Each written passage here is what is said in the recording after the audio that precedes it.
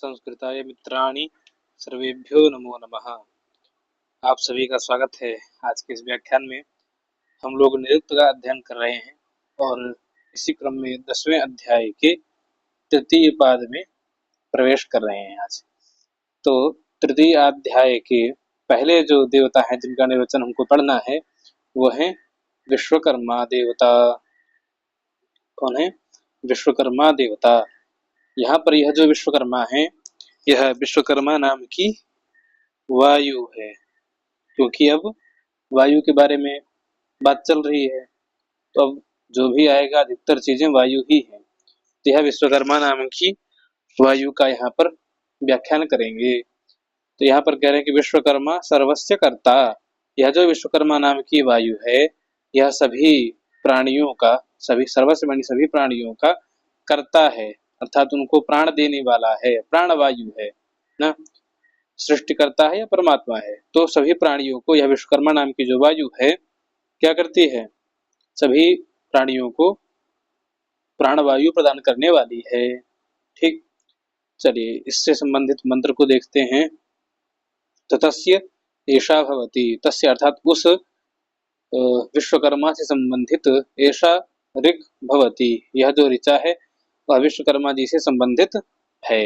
ठीक, देखिए विश्वकर्मा विमना अद्विहाय धाता विधाता परमोत संदृग तेषामिष्टानि समिषा मदन्ति यत्रा सप्तऋषीन् पर एकमाहुः।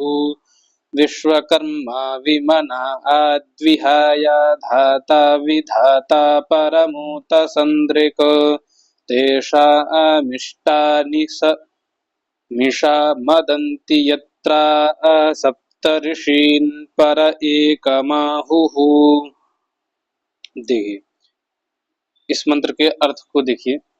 यहाँ पर मंत्र में कह रहे हैं कि विश्वकर्मा अर्थात विश्वकर्मा वायु जो है वह प्राणवायु विमना अर्थात अत्यधिक ज्ञान वाला, विमना अर्थात विशिष्टम मना ज्ञान वर्तते यस्मिन् स, तो विशिष्ट ज्ञान है जिसमें, या विशिष्ट ज्ञान वाला है जो, वह विमना।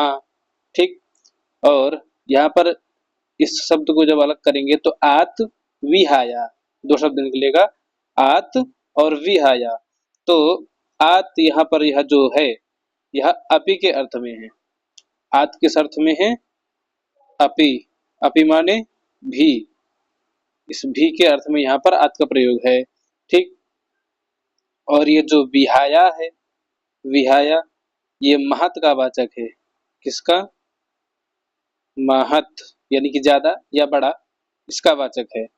तो आत्मा ने अपि और भी, वह जो प्राणवायु है वह विहाया है अर्थात महान है ना, और महत्व के कारण ही व्यापक है। यदि महान ना होती तो व्यापक ना होती, क्योंकि वायु क्या है?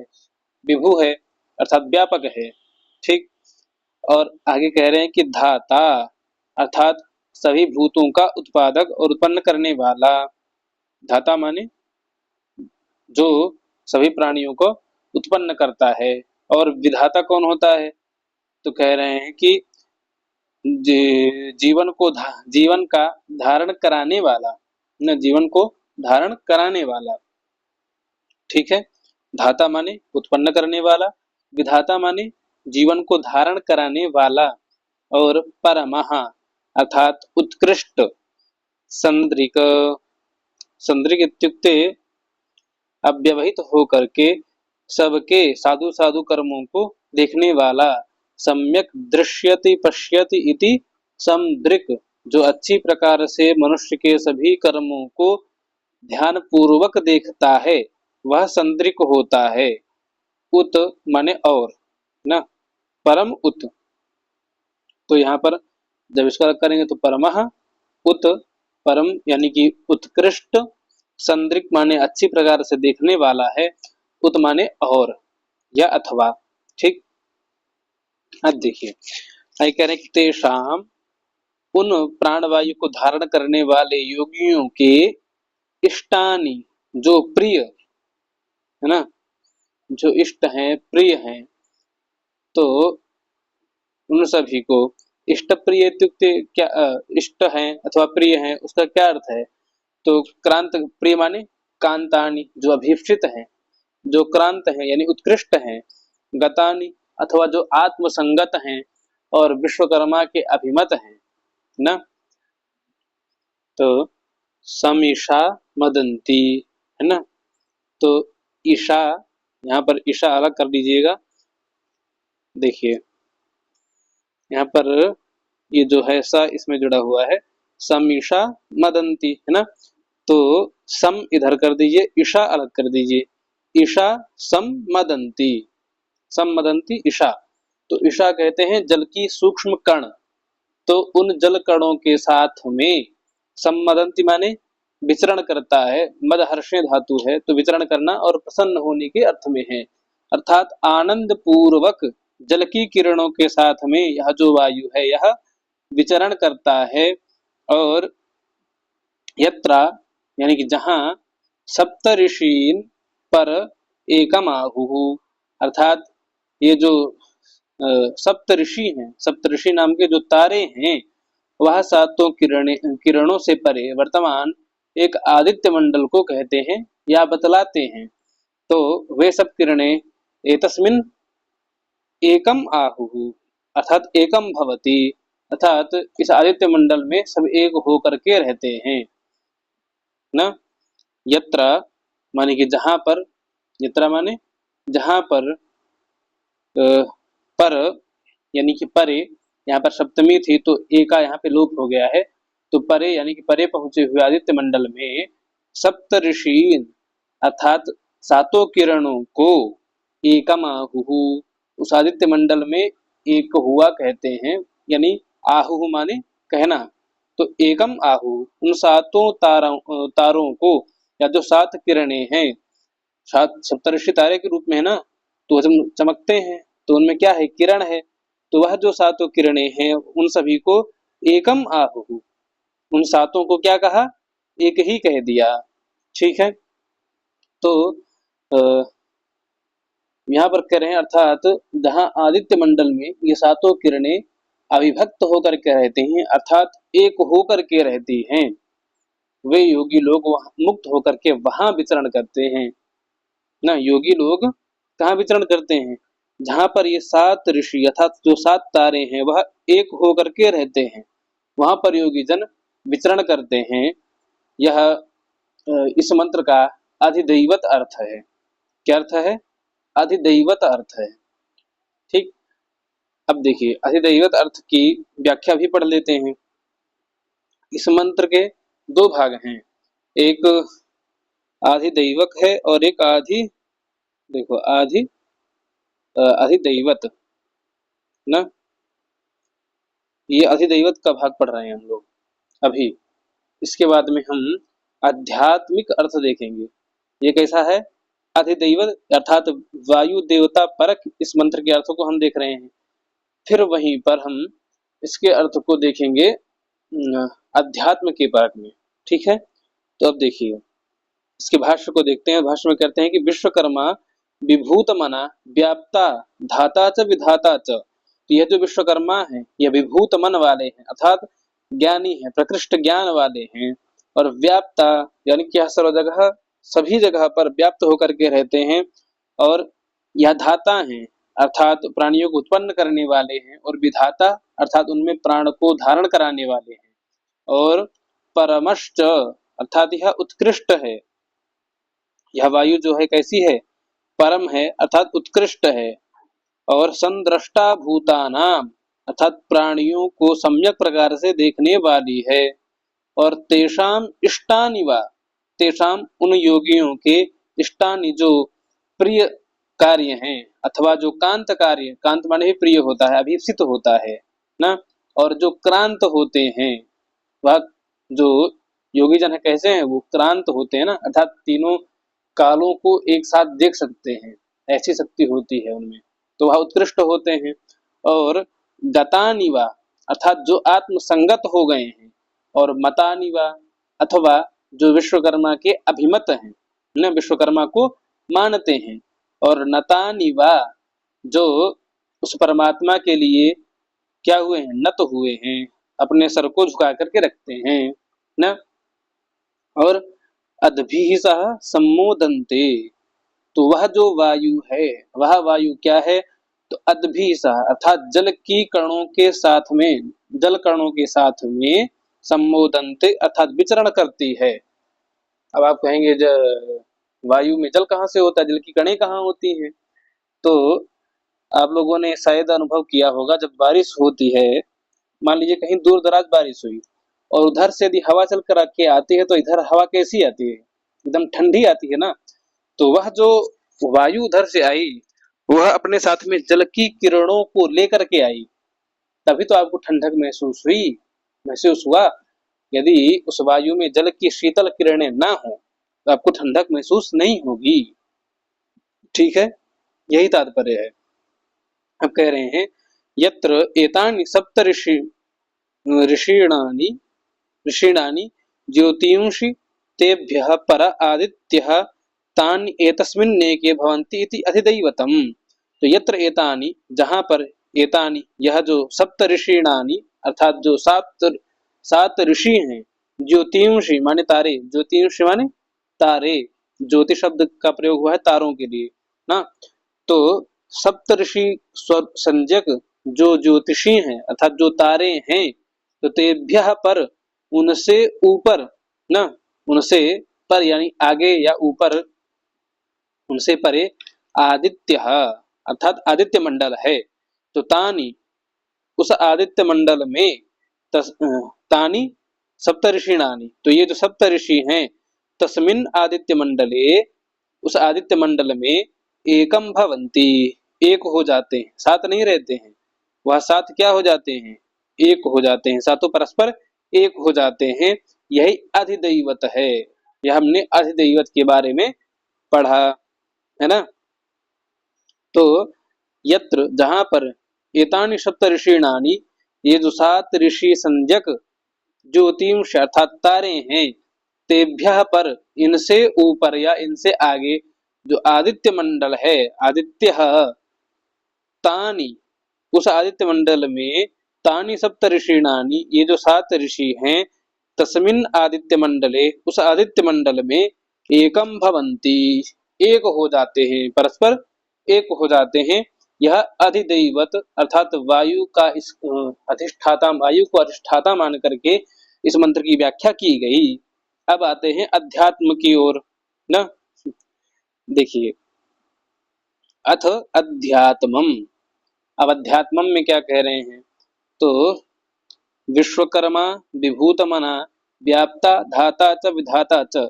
देखिए शब्द वही रहेंगे लेकिन अर्थों में भेद या परिवर्तन करेंगे। ठीक, शब्द क्या रहेंगे, वही रहेंगे लेकिन अर्थों में परिवर्तन होगा। अब देखिए एक शब्द के कितने अर्थ हो सकते हैं। अब यहाँ कह रहे हैं विश्वकर्मा का अर्थ क्या लिए, स अर्थात सृष्टि का रचयिता। विश्वकर्मा कौन है, जो बहुत चीजों की रचना करता है, वह विश्वकर्मा है। तो जो सृष्टि की रचना करने वाला परमेश्वर है, वह भी विश्वकर्मा है ना।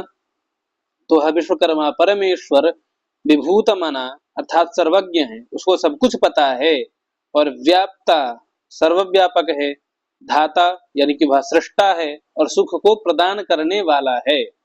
और विधाता च, वह क्या करने वाला है, विधान करने वाला है। ठीक, और परमः च, वह क्या है, परम है अर्थात उत्कृष्ट है। संदर्शयिता अर्थात इंद्रियाणाम संदर्शयिता, तो इंद्रियों, सभी इंद्रियों के तत्व ज्ञान को कराने वाला है। इंद्रियों को तत्व ज्ञान कराने वाला अर्थात जो इंद्रियां कामों से युक्त हो करके हर जगह भागती रहती हैं, उनको उस तत्व का ज्ञान कराना है कि जो तुम कर रही हो इसका कोई तात्पर्य नहीं है। तो इंद्रियों को एक जगह पर समेटने वाला है ना। तत्व ज्ञान होगा यदि, तो आपकी इंद्रियां कहीं इधर उधर भागेंगी ही नहीं। ठीक है, तो इंद्रियाणाम संदर्शयिता, इंद्रियों को मार्ग दिखाने वाला ना। और येषाम इष्टानि वा, तो ये जो योगी हैं, इन योगियों के, येषाम माने इन योगियों के, इष्टानि वा, जो इष्ट है, जो प्रिय है, जो कांत है, जो अभीष्टित है, क्रांतानि वा, अर्थात जो उत्कृष्ट है, गतानि, अर्थात जो परमात्मा संगत हो चुके हैं, जा चुके हैं, परमात्मा की संगति को प्राप्त कर चुके हैं, और मतानि, या परमात्मा अभिमत, परमात्मा को मानते हैं, और नतानि, अर्थात परमेश्वर की भक्ति से प्रभवीभूत हुए सूक्ष्म शरीर, नतानि माने परमात्मा की भक्ति में युक्त सूक्ष्म शरीर वाले, और सूक्ष्म शरीर वाले, वा नदानि वा न, अन्नेन सह मोदन्ते, वह किसके साथ में मोदित होते हैं, प्रसन्न होते हैं, तो अन्नेन सह, अन्न के साथ में वह मोदित होते हैं, प्रसन्न होते हैं, आनंद से विचरण करते हैं।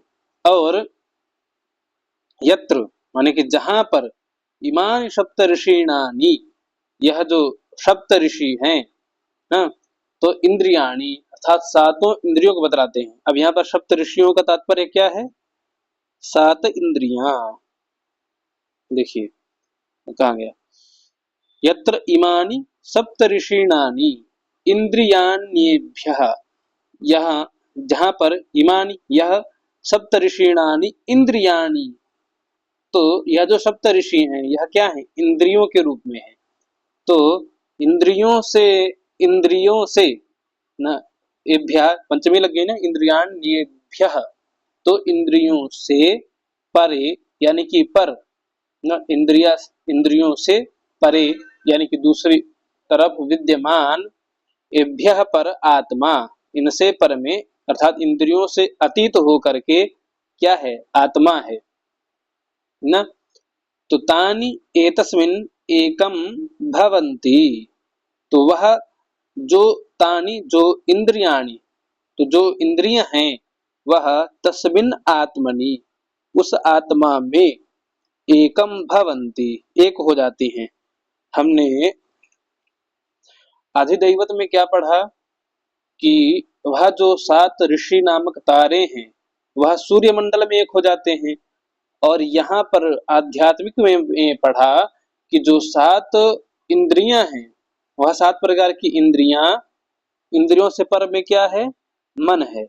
तो वह तानि इंद्रियाणि, वो सभी इंद्रियां, तस्मिन् आत्मनि, उस आत्मा में ही एकम भवन्ति, एक हो जाते हैं।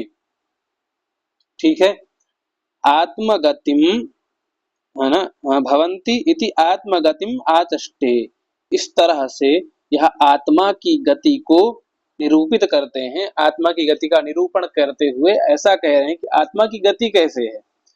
तो जो भी इंद्रियां हैं 7 प्रकार की, यहाँ पर जो कहा इन्होंने, तो वह सभी किसमें एक हो जाती हैं, आत्मा में एक हो जाती हैं, क्योंकि इंद्रियों से पर मन और मन से पर आत्मा। ठीक, तो आत्मा क्या है, सबसे प्रधान है ना। और आत्मा संयुज्यते मनः, आत्मा के साथ में संयुक्त होकर के, युक्त होकर के यह मन स्थिर होता है। ठीक है, समझ में आ गया, इसलिए कर ले जाएंगे। चलिए अगले, आगे देखते हैं क्या है। तत्र इतिहासम आचक्षते, तत्र माने कि यहाँ पर, इतिहासम यानी पूर्व की जो बातें हैं उनको आचक्षते कहते हैं। अब इतिहासे किम वर्तते तमपि पश्यामः, तो अध्यात्म पक्ष में, हमने अभी अध्यात्म पक्ष पढ़ा, तो उस अध्यात्म पक्ष में वैदिक ऋषि लोग जो हैं, वह इतिहास का वर्णन करते हैं, इतिहास का वर्णन करते हैं। अर्थात यहाँ यह इतिहास केवल किसी बात को प्रतिपत्ता के मन में जगाने के लिए कहानी के तौर पर कहा जाता है, इसका अपना कोई वास्तविक प्रतिपाद्य विषय नहीं होता है, क्योंकि वेदों में इतिहास की बात नहीं हुई है, वेदों में कुछ भी इतिहास नहीं है, जो कुछ है वह सब कुछ सार्वभौमिक है ना। तो यहाँ पर क्या है, इसका कोई स्वतंत्र प्रमाण नहीं है, या यह जो है कहीं पर भी प्रतिपादित नहीं की गई है किसी ग्रंथ इत्यादि में, लेकिन फिर भी इसके इतिहास को कह रहे हैं। तो इसके इतिहास में क्या कह रहे हैं, तो विश्वकर्मा अर्थात सृष्टि को रचने वाले, भुवनः अर्थात सकल भुवनपति परमात्मा ने, भुवनः अर्थात सभी भुवनों के स्वामी परमात्मा ने क्या किया, अरे सकल सृष्टि विश्वकर्मा जी नाम, विश्वकर्मा जो हैं अर्थात जो सारी सृष्टि की रचना की है जिन्होंने, वह भुवनः अर्थात सारी सृष्टि के पालक ने क्या किया, सर्वमेधे सर्वाणि भूतानि जुह्वांचकार, ये चा है, जुह्वांचकार नहीं चकार ना, तो सर्वमेधे, सर्वमेध यहाँ कब होता है, जब मनुष्य सर्वमेध करता है तो उसमें अपनी सारी संपत्ति का दान कर देता है, और जब भगवान सर्वमेध करते हैं तो सृष्टि का संहार कर देते हैं। तो सृष्टि के संहार रूपी यज्ञ में वह सर्वमेध यज्ञ हो गया, तो उस यज्ञ में सर्वाणि भूतानि सभी भूतों को, जो भी जगत में स्थावर जंगम प्राणी हैं उन सारे जगत को जुह्वांचकार अर्थात होम कर दिया, जिसमें सृष्टि के संहार के समय में उन सभी का होम कर दिया, अर्थात सब कुछ नष्ट कर दिया, सब कुछ अपने में ही मिला लिया। और फिर सह अर्थात उस परमात्मा ने क्या किया, आत्मानम अपि अंततः, अंततः यानी कि बाद में, आत्मानम अपि अपने को भी उसी में सर्वमेध में जुह्वांचकार स्वयं की भी आहुति कर दी। ठीक है, तो कहने का तात्पर्य यही है कि जो विश्वकर्मा नाम के देवता हैं, जो सभी प्राणी सभी जगत के पालन करने वाले हैं, तो उन्होंने सर्वमेध नामक याग में सभी भूतों को, जो भी प्राणी हैं उनको हवन कर दिया, और उसी ब्रह्म ने अंततः अंत में आत्मान अपि अपने को भी जुह्वांचकार उसी सर्वमेध याग में स्वयं की भी आहुति प्रदान कर दी। ठीक है, समझ में आ गया। चलिए आगे देखते हैं।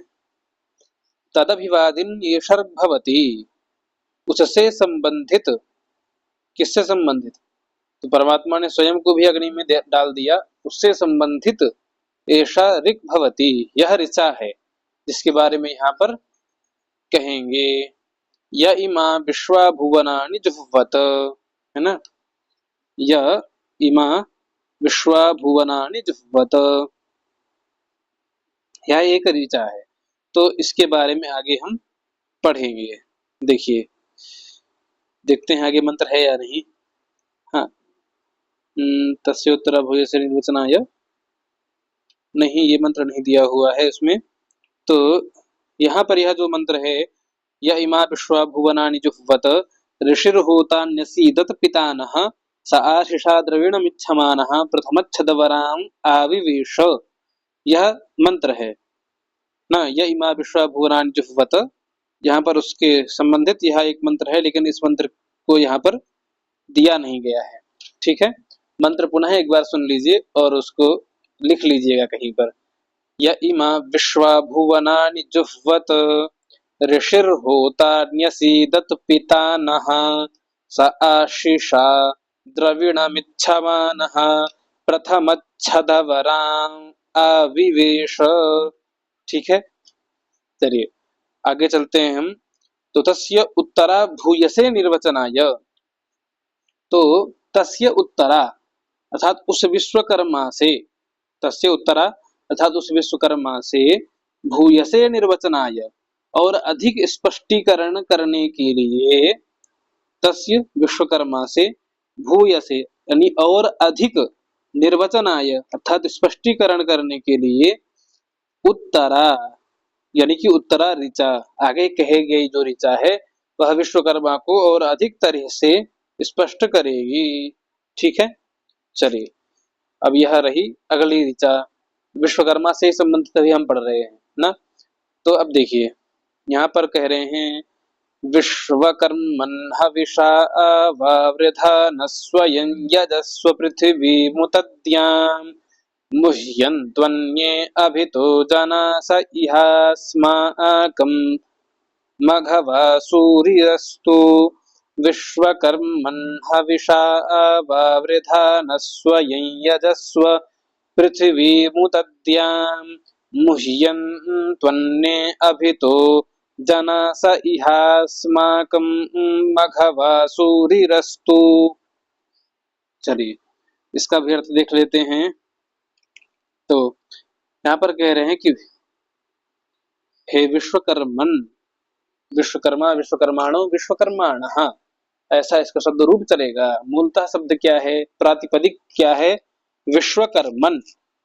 तो संबोधन में क्या बनेगा, हे विश्वकर्मन ना, तो हे सृष्टि को करने वाले परमात्मा परमेश्वर, हविषा, हविषा इत्युक्ते इस सर्वमेध यज्ञ की हवि से ना, यह जो सर्वमेध यज्ञ किया विश्वकर्मा देवता ने पूर्व में, उसकी हवि से वावृधान अर्थात बढ़ता हुआ, वावृधान माने जो बढ़ता हुआ, बढ़ रहा है इस जगत को,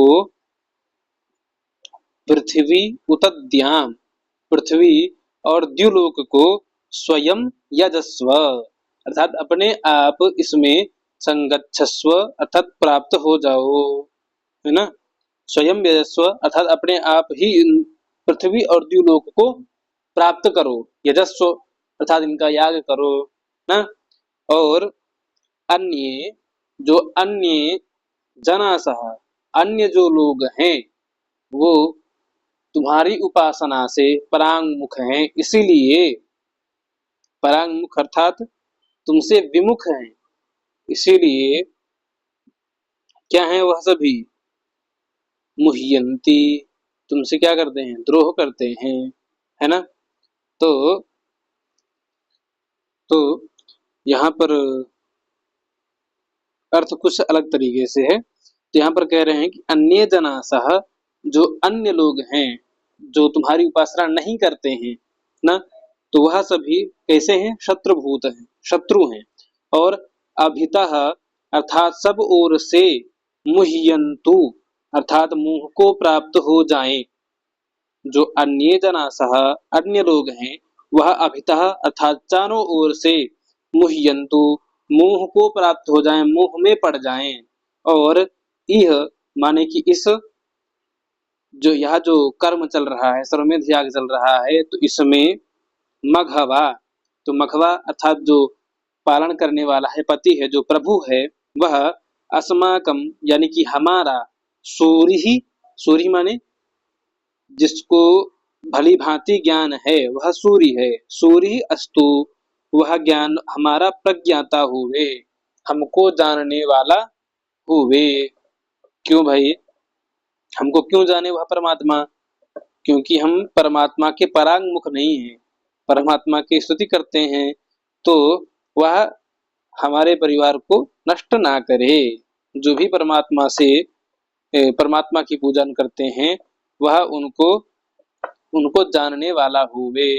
ठीक है, ऐसा ही तात्पर्य है यहाँ पे कि हे विश्वकर्मन हविषा, वह जो सर्वमेध नाम की हविषा है, जिससे बढ़े हुए तुम स्वयं यानी स्वयं ही पृथ्वी उतद्याम यजस्व, पृथ्वी और द्विलोक को यजस्व अपने में संभालो ना, तो क्या करो, संहार कर लो।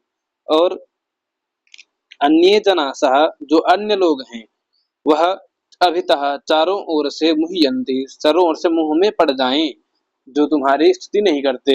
और यह इस कर्म में मघवा, वह जो विश्वकर्मा मघवा है ना, सबका पालन करने वाले हैं, वह अस्माकम यानी कि हमारा, सूर्य अस्तु हमारा प्रज्ञाता हुए। यहाँ पर और कुछ देख लेते हैं, यदि कोई विशेष बात हो तो आपको कह दिया जाए, है ना। तो यहाँ पर सर्वमेध नाम का ही याग है। तो अस्माकं पारयिता करुण्यसीदत कामेन तर्हि पृथ्वीमपि जन्ये जनाः सत्तुपासेन प्रेताः जनाः वितः सर्वत्र मुह्यन्ति विदूढ भवन्ति यद्दर्शनकर्माणि वर्तमानानि अस्माकं तं मघवा सर्वधनैशानः मेधावी सर्वत्र अप्रतिहतप्रज्ञानः विशेषतो अस्माकं प्रज्ञाता भव इत्येवं वयम आशास्महे, हम क्या आशा करते हैं उस पर ब्रह्म से कि विशेषतः यानी कि अच्छी प्रकार से अस्माकम यानी हमारा प्रज्ञाता भव, हमको जानने वाले हो। किससे कह रहा है? उस पर ब्रह्म परमात्मा से। ठीक है। और फिर आगे कह रहा है कि विश्वकर्मन हविषा वर्धयमानः, हे विश्वकर्मा हवि के द्वारा वर्धयमानः अर्थात बढ़े हुए स्वयं यजस्व पृथ्वीं च, स्वयं यजस्व अर्थात स्वयं ही तुम यजन करो। किसका? पृथ्वीं च, पृथ्वी का, और दिवम च अर्थात द्युलोक का। स्वयं ही यजस्व अर्थात स्वयं उनका नाश करो ना। यजस्व माने उनको स्वयं में समेट लो।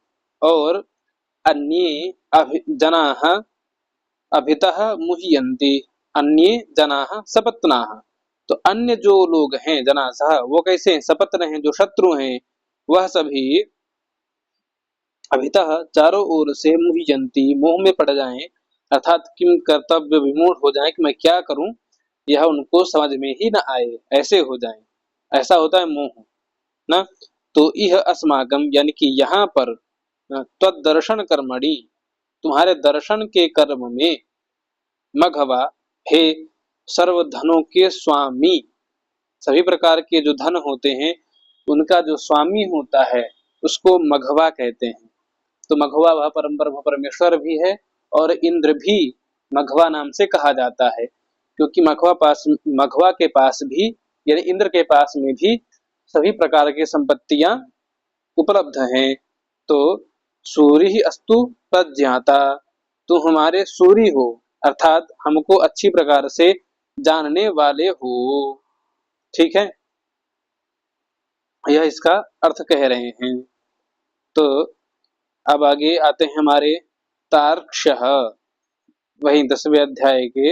यहाँ तक विश्वकर्मा जी की बात थी और विश्वकर्मा जी की बात यहीं पर संपन्न हो जाती है। तो विश्वकर्मा नाम से किसका संबोधन हुआ है यदि पूछे परीक्षा में, तो आपके पास में दो विकल्प रहेंगे। एक तो आधिदैवत पक्ष है, उस आधिदैवत पक्ष में वायु को कहा गया है, और एक आध्यात्मिक पक्ष है, उस आध्यात्मिक पक्ष में उस पर ब्रह्म को ही संबोधित करके कहा गया है।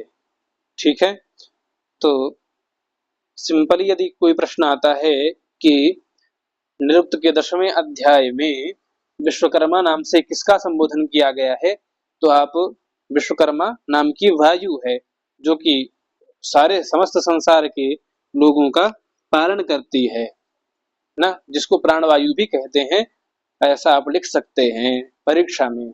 ठीक है, आगे हमको पढ़ना है तार्क्ष्य। तार्क्ष्य त्वष्ट्रा व्याख्यातः, यह जो तार्क्ष हैं यह त्वष्ट्रा हैं, इनकी व्याख्या की जा चुकी है ना। तार्क्ष्य त्वष्ट्रा, तो यह जो तार्क्ष हैं इनको त्वष्ट्रा के समान मानना चाहिए। तो हमने त्वष्टा जी को पढ़ा था 8वें अध्याय में, त्वष्टा तूर्णमश्नुते, है ना। तो आज का व्याख्यान यहीं पर संपन्न करते हैं। हम अगले व्याख्यान में तार्क्ष जी को, जो कि त्वष्टा नाम से भी कहे जाते हैं, उनके बारे में विस्तार पूर्वक अध्ययन करेंगे कल। ठीक है, आप सभी लोग अंत तक जुड़े रहे उसके लिए बहुत बहुत धन्यवाद। नमः संस्कृताय। हम लोग पुनः मिलते हैं अग्रिम व्याख्यान में कल। नमो नमः।